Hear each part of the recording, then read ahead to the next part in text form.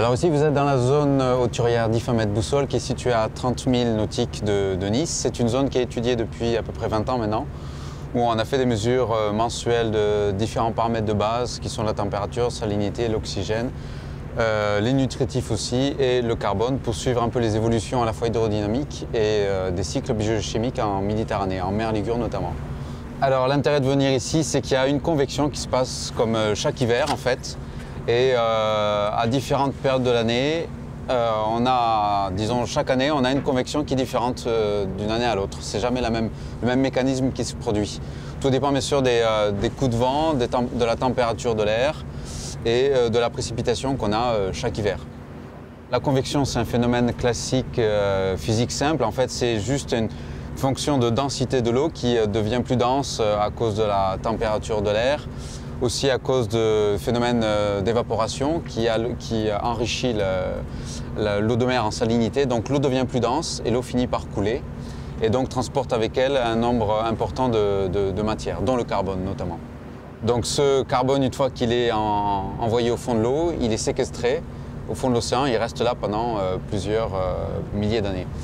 Donc il y a plusieurs phénomènes que l'on observe dans ce sens dans l'Atlantique Nord, dans la zone de convection notamment du Groenland, mais aussi en mer de Norvège. Ce sont ce qu'on appelle les sources d'eau profonde qui font la circulation thermohaline mondiale, que l'on connaît, que l'on appelle en anglais le Conveyor Belt. Et en Méditerranée, on a 3 zones comme ça qui sont situées dans le centre du golfe du Lion, en mer Levantine et dans le bassin levantin.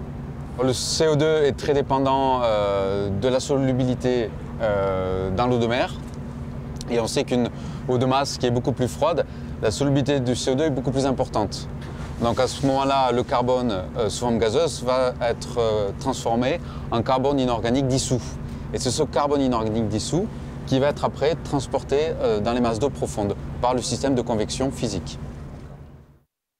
Voilà, si la température de l'air se réchauffe, forcément la température de l'eau va finir par se réchauffer et cette solubilité du CO2 va marcher beaucoup moins bien, va être réduite. C'est un des risques.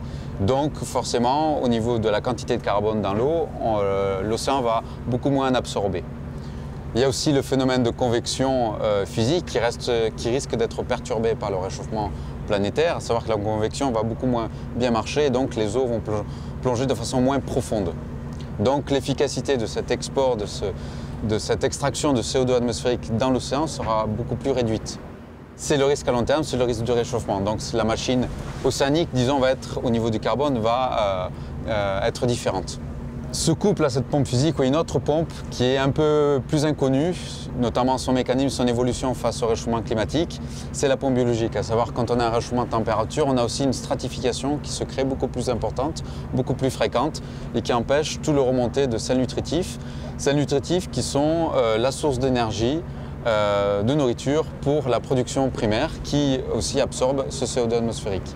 C'est le risque, c'est une rétroaction, ce qu'on appelle positive, à savoir que ça va dans le sens que si la température de l'air augmente, à cause de l'effet de serre qu'on connaît aujourd'hui, le CO2 sera beaucoup moins absorbé par l'océan, par la pompe physique, par la pompe biologique.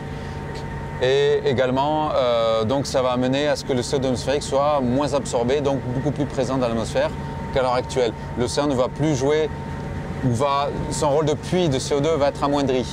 Donc on aura une quantité de CO2 beaucoup plus importante dans l'atmosphère, donc un effet de serre plus important aussi.